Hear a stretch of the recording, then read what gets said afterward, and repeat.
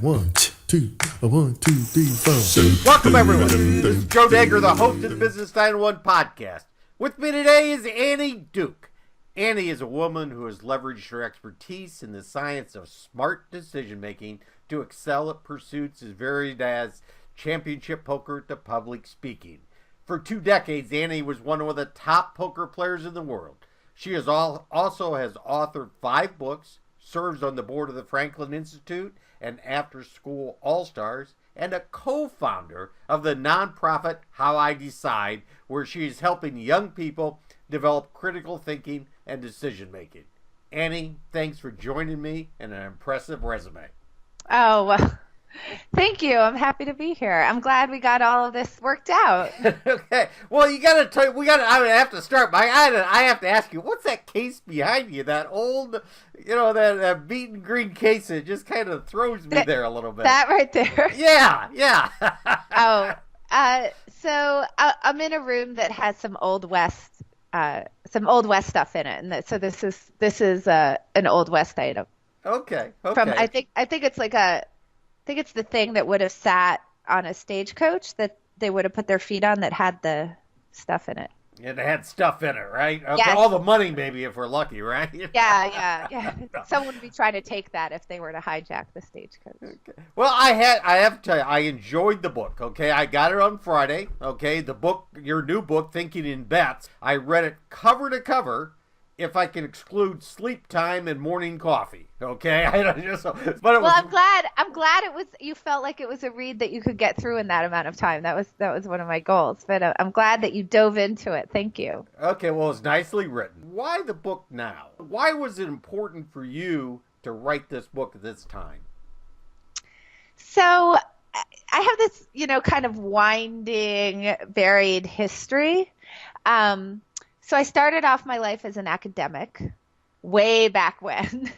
I was getting my PhD in cognitive psychology at UPenn. And right as I was about to go out onto the job market and defend my dissertation, I got sick. And that's sort of how I ended up taking this left turn into poker. And I left graduate school in 92, started playing poker around that time, turned professional in 94.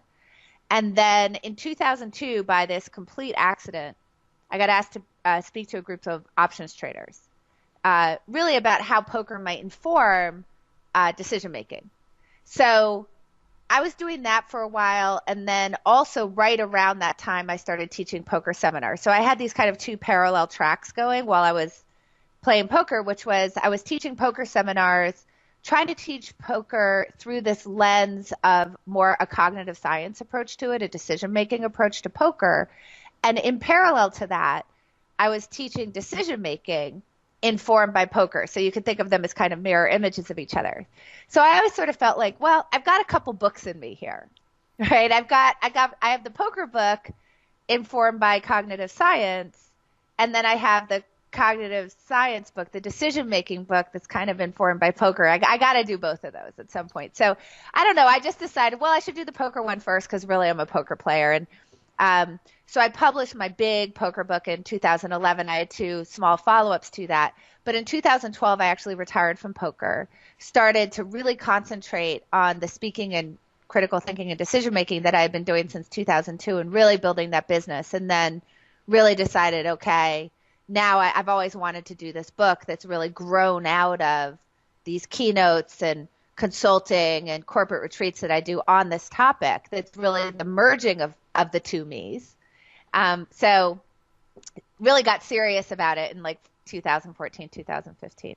Wrote the proposal, sealed it in 2016. And well, I guess you read the end product over this weekend, but that's kind of how I ended up there. I really kind of knew when I decided to write the original poker book that got published in 2011, I actually knew I was going to do both.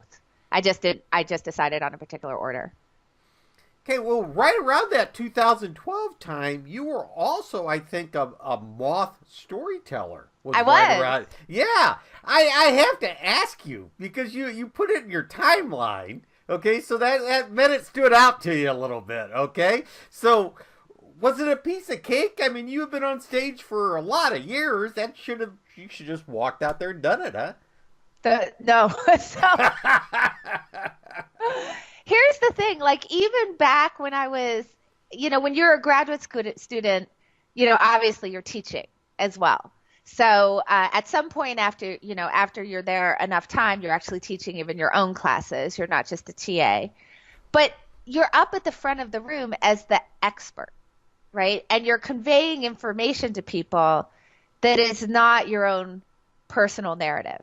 And when I was teaching poker seminars and when I'm keynoting and doing corporate retreats and consulting on decision making and decision strategy and critical thinking, I'm also sort of the expert at the front of the room, right? And so I'm sort of conveying this information that, it's sort of informed by academics or my own experience, whatever. What I'm not telling is my own life narrative in a way that's supposed to be, in a lot of ways like a performance. I mean, you're telling a first-person narrative about your own life. You have to hold the audience. It's very exposing because you're talking about your sort of deep insides, right?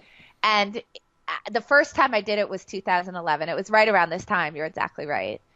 I just about didn't get on stage. I mean, they have a director who works with you for 2 weeks trying to develop the story with you for these, Moth main stages.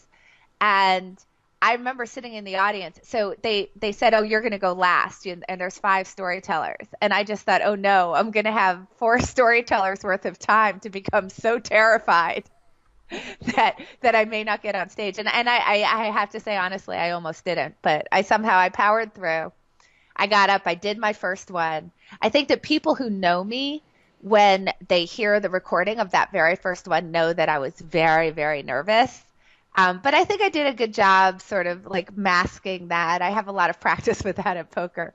And since then, I've done quite a few moths, but it got easier as I went along. But that first time was sheer terror. Well, I just thought it had to stand out for her to put her right there in her timeline of all your other accomplishments. Okay. Well, listen, I'm proud that I didn't run out of the auditorium and just leave, that I actually made it up onto the stage. It's a whole different thing, giving a performance like that. I mean, when you see a great storyteller, it's really something to behold, the way that they draw you into the narrative. And I understood that was not my wheelhouse, so I got that I was really pushing. Actually, I think I remember when George Dawes Green, who's the founder of the Moth, asked me if I wanted to do that. I think I said something like, that sounds like one of the most terrifying things I have ever heard of. Yes, let's go. So let's do it. Let's do it. I always find it funny when someone writes a book, because the first step is always to determine your target audience, okay? And when I ask that question in a podcast all the time, the author then goes around and justifies why everyone is a target audience, because they want to sell books, right? And so, but I'm going to save you this because of save you that embarrassment, because I'm somewhat hard pressed to think of who would not benefit from reading it. I thought it was really well written. Well, I really appreciate that. Thank you. I do find that, at least in terms of the keynotes that I give, what happened was that initially, as I was getting asked to come do these, it was pretty concentrated in financial services of some sort. And you can see why that is, right? I mean, obviously, if you're trying to map what does a poker player have to say that might help me, it's a pretty direct line from poker to financial services. I mean, they look sort of like the same kind of problem. And so I think that was a little bit more obvious. And so initially, after the first talk that I gave, as I was getting referred out, it was kind of in that world. But then it slowly started to expand, and suddenly I'm in front of human resources or, PR or marketing or sales or whatever it might be. And that was all through other people who had attended my talks, going back to their companies and saying, hey, this is a speaker who I think might be valuable for us. And so slowly but surely it expanded, which allowed me then to obviously market wider in terms of the type of people who might benefit from, hearing what I had to say, because then, I had proof, right? There was sort of the proof is in the pudding. But I imagine that this book is going to have a similar evolution to the speaking career that I developed, which is that it's going to most obviously resonate with people who are in business. But hopefully you're right. Like, I'm hoping that you're a prophet in this area and that it does expand beyond, because I do think that this kind of way of thinking is helpful, whether you're in business or finance or, marketing, or whether you're just trying to raise your kids or have a healthy life and a happy life and figure out what your goals are, and figure out how to be more compassionate to yourself and kinder to yourself and not so dependent on specific outcomes, but sort of what the long term looks like for you. So I'm crossing my fingers that they're all believers in you and that it will go that way. Well, no, because I think that's really one of the main ideas that I brought from the book, and you don't know how well that hit me in what I do and how I think, is because we need to stop focusing on outcomes so much. In today's world, and I talk about this, is evaluation and monitoring in real time actually may be more important than the outcome. Am I reading that story right? So you absolutely have that right, and I would say that I'd love to just, as a really good exclamation point for this issue of how we really rely on outcomes in a way that messes up our ability to figure out what our decision quality is. We can just talk about the story that opens the book, which is, it's the Super Bowl. It's February 2015, and it's the Seahawks on the 1-yard line with 26 seconds to go against the Patriots. And, this obviously is one of the most famous plays in Super Bowl history. Pete Carroll calls for Russell Wilson to pass. Of course, everybody's expecting him to hand off to Marshawn Lynch, who's arguably one of the best running backs in history. Anyway, he has Russell Wilson pass, and what happens? The ball gets intercepted. So what do the headlines look like the next day? Do you remember? Oh, yeah, definitely. So it was, the worst play in Super Bowl history. There was one place that called him an idiot.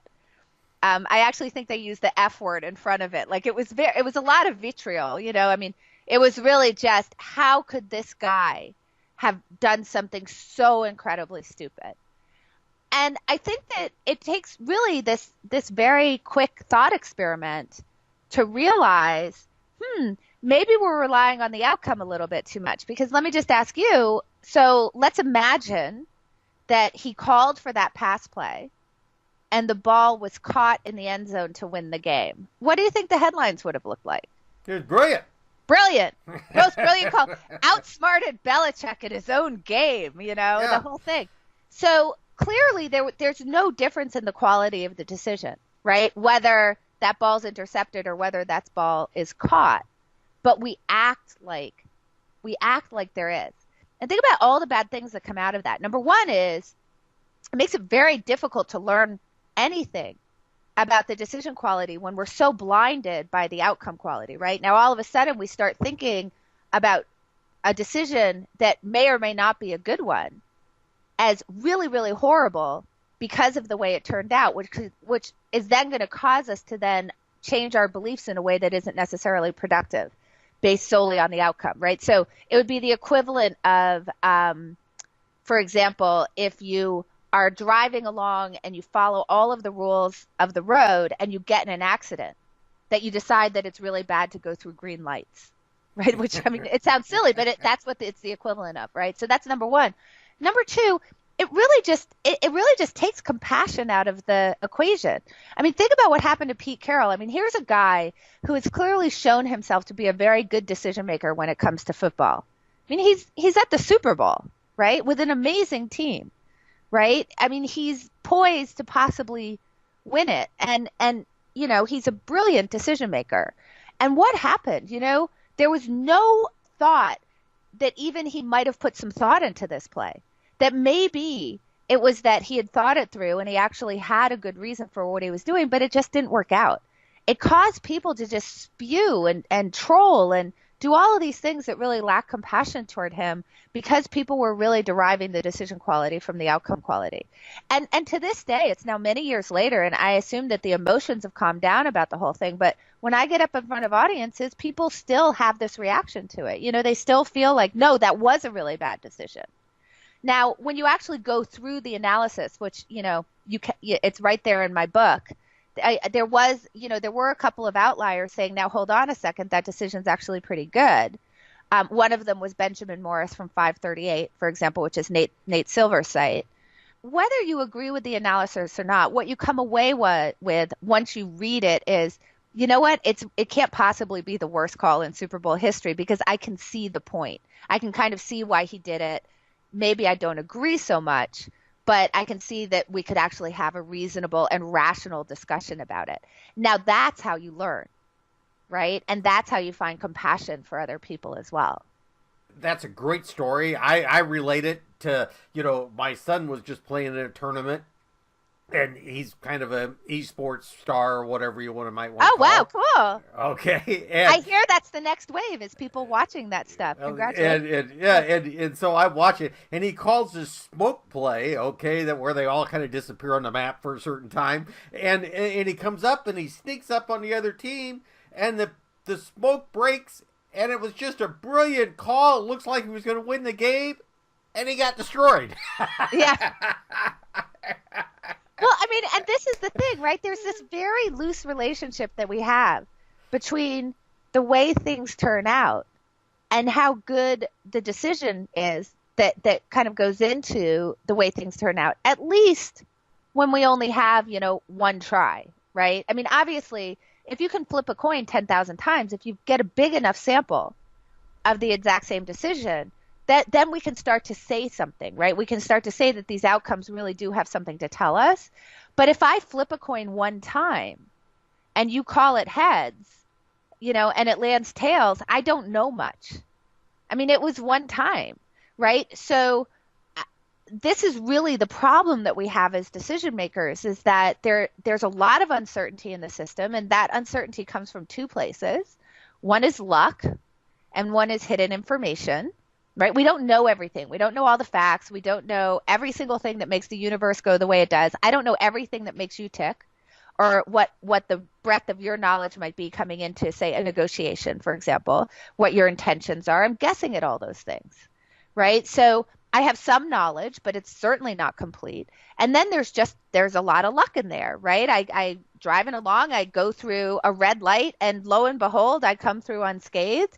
I go through a green light and somebody T-bones me, right? I mean, so this is the problem that we all have as learners and decision makers, is that we've got to sort through all of this stuff to come down to what is decision, you know, what is good decision quality, and how am I supposed to learn from the way that things turn out? How do I become good at making sure that my beliefs are as accurate as possible? You spend a lot of time in the book laying a great foundation, okay, to move into scenario thinking and planning. Right. Okay. And I thought, okay, now here's where she's really going to put some meat to it and things. And you did. So can you kind of give us the broad stroke of how that chapter unfolds a little bit? Here's the issue at an individual level and then at an organizational level, right? Is that we all want to have a positive narrative of our life story. Right? We want that narrative to be really positive. And for most of it, that kind of defaults to our ideas are generally good. Our beliefs are true. You know, the way we predict things are going to turn out is really good. And if it doesn't work out, it's clearly because of bad luck, right? So we get to do that. But also that spreads to an organizational level as well, that I think that people in the room generally feel like, in order to be a team player, that means that you have to be agreeable, which means agreeing, right? It's rah. Yes, we're right. We've got such a great strategic plan. This is our strategy. It's fantastic. We're great. Is reinforced by a lot of the talk about, you know, positive thinking, right? Like we have to have these positive goals and we've got to imagine all these positive things, and this is how we're going to get to where we need to go. But the problem with that is that what we miss out on in that case is the dissenting voices, the people who don't agree. And those voices are really, really valuable. For one thing, they may actually teach you something that you haven't thought of because they have a different perspective than you do, right? They have a different perspective than all the team players in the room who are just going, yes, yes, I know we're right. Hearing that voice that says, you know what, maybe here's this other way to think about it, I'm not quite sure, is actually the most valuable voice in the room. Because even if it turns out that what they're thinking is not exactly right, it reinforces your ability to really think through and communicate in a logical way what you do think is true. You know, if you go back to, John Stuart Mill, who's like this amazing philosopher, he says, even if you believe something to be true 100%, if you can't argue the truth to somebody who doesn't agree with you, then the truth is atrophied. Right? So even if you know for sure that the earth is round, it's really good if you can argue that it's not to a flat earther, right? And understand what their arguments are, because it stops your truth from atrophying. It keeps you understanding why. So that's number one. But number two is that you want to be thinking about, what if things don't work out? What if we're wrong? What if there's another way to think about it? Because what that allows you to do is several things. Number one is it allows you to not have an organization that's just reacting after the fact when bad things happen. It allows you to see bumps in the road that might lay ahead of you that you otherwise wouldn't see, because you're thinking about, well, what if we fail? What if we fail, and then how did we fail? Right? If that were to happen, how would that have happened? It allows you to see those inflection points that you really need to watch out for. So now you can start to do things as an organization to both plan ahead to reduce the probability of those bad things happening. It can allow you to put action plans in place in case something does happen that will help you to be less reactive and more nimble as an organization. It will allow you to adjust the probabilities to a more rational place of things turning out well, so that maybe instead of saying, well, it's going to work out 100% of the time, you realize, well, maybe it's really more like 75%, but that's okay, right? And we need to think about how to deal with that. It's going to help you figure out how to boost the places that you need to really be working in order to improve the chances that things work out. And it's going to allow you to see, well, here's a place where I thought that it would definitely work out well, but I actually need a lot of luck for it to go my way. And then you're going to be more rational about thinking about that. It's like looking at a painting, right? You can't fully appreciate a painting just by looking at the positive space. You have to look at the negative space. And we tend to, A, underestimate the negative space, and B, we don't really want to think about it, because then we think that we're being a naysayer, right? We think we're being disagreeable. We aren't viewed as a team player, as an example, right? And to shift the way that you think, not just in your own life, but if you're a leader in an organization, to get it so that culturally, being willing to hear dissent and being willing to offer dissent, not in a disagreeable way, but in a constructive way, that's the definition of being a team player, you will do much better as an organization and as an individual decision maker. Well, and I think you summed, that rational perspective up really well with the story about the nonprofit and the application for grants in there. Yeah. And can you just discuss that a little bit? Because I thought that was really just a great key point about do you work on, right? Yeah, absolutely. I would love to discuss that. So there's a wonderful organization called After School All Stars. I just for full disclosure, I'm on the board, which is how I ended up in this situation of doing this consulting for them. And they're a great organization. They were founded by Arnold Schwarzenegger, and they provide 3 hours of structured after-school care to about 80,000 kids per day across the country. Most of the kids are underserved youth, so almost all of them are Title I. So this organization is doing amazing work, right, with mostly middle schoolers. So obviously a lot of what their income looks like, what their operating budget is coming from, is from grants. And so it becomes very important to be able to say, okay, what does my budget look like for the next year? When I came into the organization, I started consulting with them on this. What they would do is that they would hand you as a board member a list of all the grants that they had applied for, and then the award amounts, the potential award amounts of the grants. So, and then they would sort of just put that into the budget, right? And so I said to them, well, okay, this is great. I'm glad to know what the slate of grant applications is, but can you tell me what each grant is actually worth? There was a lot of crosstalk that went on for a while.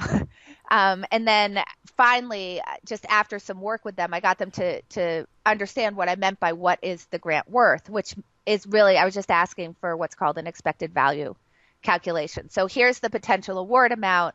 What percentage of the time do you as experts believe that you will get this award? Multiply those two numbers together, and that will tell me what it's worth. So in other words, if you have a grant that's the potential is $100,000 and you think that you're going to get that grant half the time, then that grant is actually worth $50,000 to your organization in the long run. If you have a $75,000 grant that you think you're going to get 90% of the time, that's actually worth more than $50,000, right? As an example. So what had happened prior to them doing this is that they would make their work stack according to what the biggest award amount was, number one. But that's actually not necessarily the right way to do the work stack. So you can imagine if you're applying for a $250,000 grant that you're going to get 10% of the time, so it's worth $25,000, right? Versus a $100,000 grant that you're going to get half the time, so that's worth $50,000. Which do you think you should be spending more time on?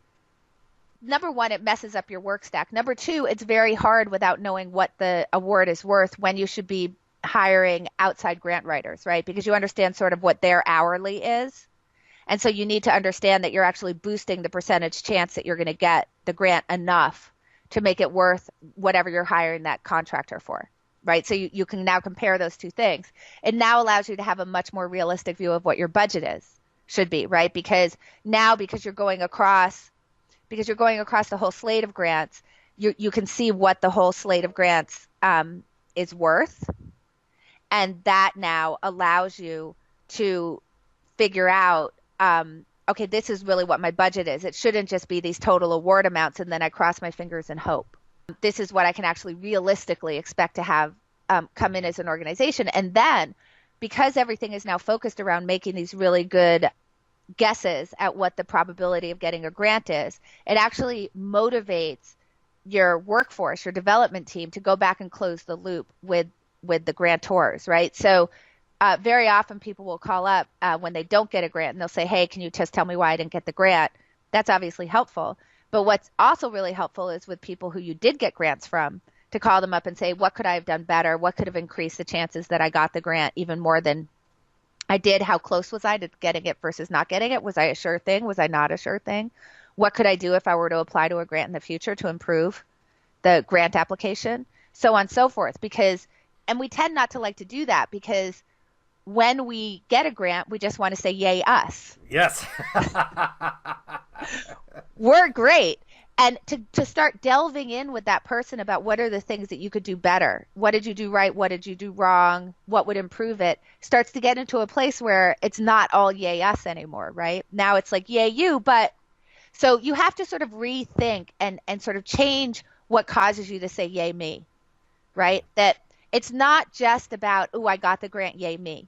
It's about I was willing to do something that was hard, that other people aren't doing, where I really went deep with somebody who was willing to do it with me to find out how I could have done even better, how I could have improved my chances even better. Because what makes me feel really good is getting those estimates of what the probability of getting the grant as close as possible to what the actual objective probability of getting the grant is. And as I can improve that process, that's what makes me say, yay me.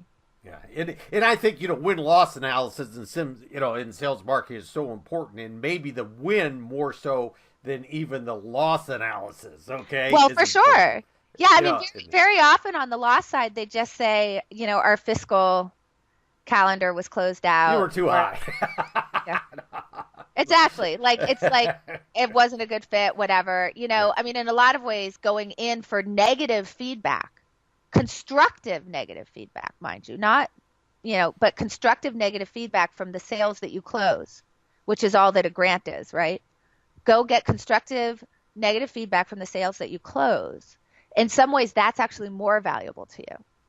But I think, one of the lessons in that is the idea that you bring into about, poker, because when you play in poker, it's just not the hand, okay? It's the size of the pot. It's what decision was just previously made, okay? And there's so many things that enter, and one bet changes a lot of decision making right there. And maybe you're not even making a bet. I mean, if there's 4 players, you're only involved 25% of the time. 75% of the time is reflection. That's exactly right. I mean, look at the difference between, say, poker and blackjack, right? If you play blackjack, if I'm playing against you as the dealer, I always know what you're going to do. It doesn't matter what I do, what I've done in the past, what you think I might do in the future. If you have 16, you're going to hit it because you're the dealer. If you have a hard 17, you're going to stay, right? And literally my actions make no difference to that. And I can't somehow, by something that I do, cause you to lose with the best hand. It's impossible. If you have the best hand as the dealer, you're going to win. If I have the best hand as the player, I'm going to win, right? There is no other way around it. So this is a very predictable game in which you're not having to model the other people's behavior as much. It's taking away a lot of that hidden information that I was talking about, right? So in poker, it's very different, right? I have to not only try to think about what am I understanding or learning or guessing about the 2 cards that you're holding, right, that are face down that I cannot see, right? I have to guess at what those are. And obviously I'm making an educated, hopefully expert guess at what those might be based on what you're doing. But then I have to do something further, which is think about how do you as a player feel about those cards? How might my actions affect the way that you then play toward those cards? Even if I think you have the best hand, do I think I could get you to fold it? If I think that you have the worst hand, how could I play to reel you in? To get you to give me more money? When am I supposed to cut my losses because I don't think that I'm going to be able to get you to behave in a way that's going to be able to allow me to win the hand, right? All sorts of things. So it's all of this balance of trying to figure out how do my actions affect the way that the other people are behaving, and how do I make my actions, first of all, tell the right kind of story that I'm trying to tell, right? And second of all, to get you to start speaking to me about what your intentions are and how you feel, right? And I've got to be sort of handling all of that stuff at once. Sounds a lot like, everything that you do in life, right? Right. Well, it's kind of like a mini life lesson when you sit around the poker table is the way it came out. Right. So, and the thing is that that's not actually accidental. There was a really smart guy in the history of science who figured out this really cool relationship between poker and decision making, life decision making. So when you're in economics, the study of sort of multiplayer decision making under uncertainty is called game theory. So anybody who's seen A Beautiful Mind has watched a movie about game theory, because that was about a guy named John Nash, and he's studying game theory. And if you recall, it's like, all right, 3 guys walk into a bar. It sounds like the beginning of a joke, but you might remember it was in the movie. And it's, which girl are you supposed to talk to if you're trying to maximize your chance of getting a date, right? Right. It's a game theory problem. A classic is the prisoner's dilemma that people might know, where we're 2 prisoners and they put us in separate rooms, and if I confess but you don't, there's one thing that happens. If you confess, I don't, there's another thing that happens. If neither of us confesses, we both go free. If both of us confess, then it's horrible and we get lots of time. But you can set up different ways that goes, and that's a game theory problem. It's a pretty famous one. So that's in this field. John Nash, who was the subject of this movie, A Beautiful Mind, his mentor was a guy named John von Neumann, who's super famous guy in the history of poker. Did a few things in his life, like, for example, he was the father of the modern computer. He ran the Manhattan Project. He was really the architect of our Cold War strategy. A lot of stuff. Anyway, he was a brilliant mathematician. Also wrote a book called Theory of Games with a guy named Oscar Morgenstern. And this was really the beginning of game theory, of understanding multiplayer, decision making against a bunch of people under conditions of uncertainty where there's luck and hidden information. And guess what? He got the ideas, those initial ideas about what that was going to look like were based on a stripped down version of poker. So that guy understood the relationship between the 2 things. So I'll leave it to him as my proof. as your evidence there. As my evidence. The other big buzzword that came from me, from the book for me, is reframing. Yeah. Always reframing our decision making, and that's a good thing. We should be doing that, because in today's world, I always laugh when we go through root cause analysis and all these other things and stuff. Well, sometimes by the time we're done doing the analysis, the problem's already changed by the time we got there. Yes, for sure. And so reframing and being able to think like that is kind of that agile word that, we're looking for in decision making. And can you kind of sum up the book for me here as we run enough time here, and but can you sum up the book of maybe something I didn't mention that you'd really like to add that you want someone to take from it? Sure. I think I would say there's two things that I would love.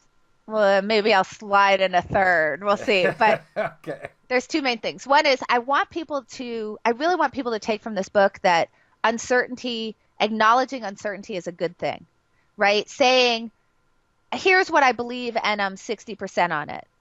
Here's how sure I am, not I'm 100% sure, which is the way we tend to communicate. That it's not a bad thing to say that. In fact, there's all sorts of really wonderful things that come from it. First of all, it's a much more accurate representation of the world because you generally aren't 100% sure of anything, certainly not a prediction about the future, right? And second, it invites people to be your collaborators. Because when I say to you, I believe this thing to be true and I'm 60% of it, percent on it, all of a sudden I've really opened the door for you to tell me your opinion. For you to tell me what you know, what relevant information you might have, what alternative hypotheses you might think of, what your perspective on the problem is. And I've done it in a way that you're never worried that I'm just going to say to you, well, you're wrong, because I've already announced that I have a certain level of certainty, but it's not 100%. And you're not ever worried about embarrassing me because you might be implying that I'm wrong, because I've already said that I'm not sure, right? So it allows this amazing collaboration to occur, which allows us to be much better decision makers and much better at updating our beliefs. It causes you to have a much more open-minded mindset.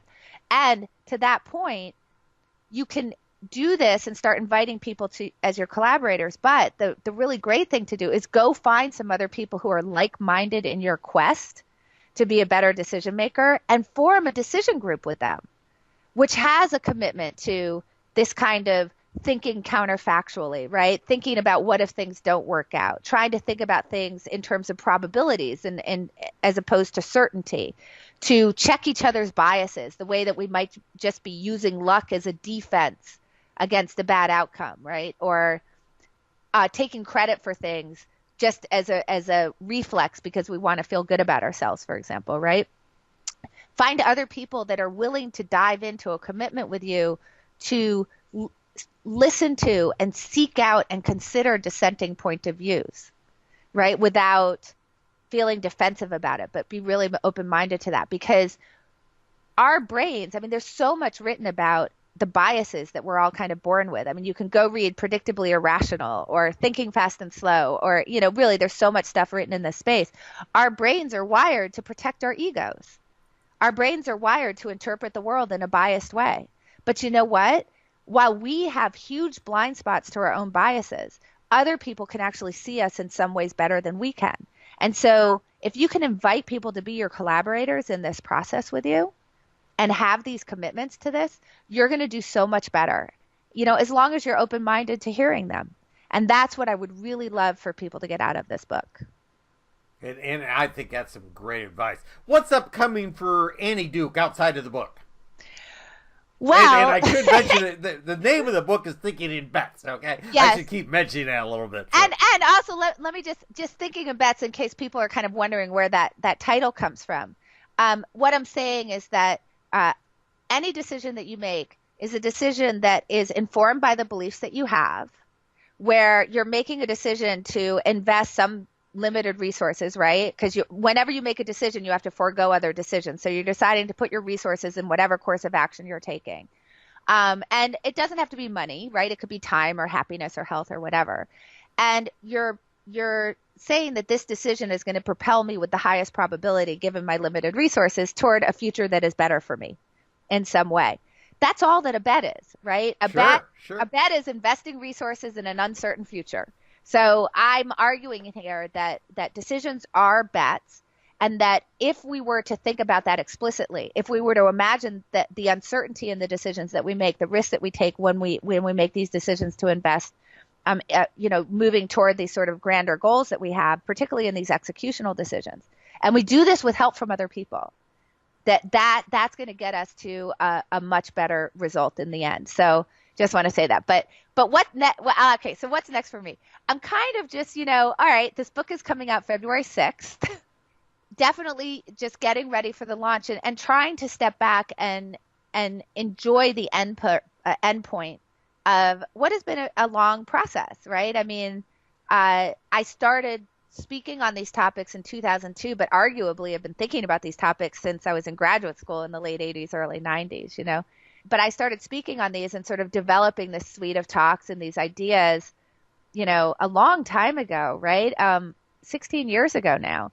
And started really developing the proposal in 2015, sold it in 2016. It took a while to write. So I'm sort of trying to say, all right, let's not worry quite so much about what the next thing is, and let's try to enjoy this thing.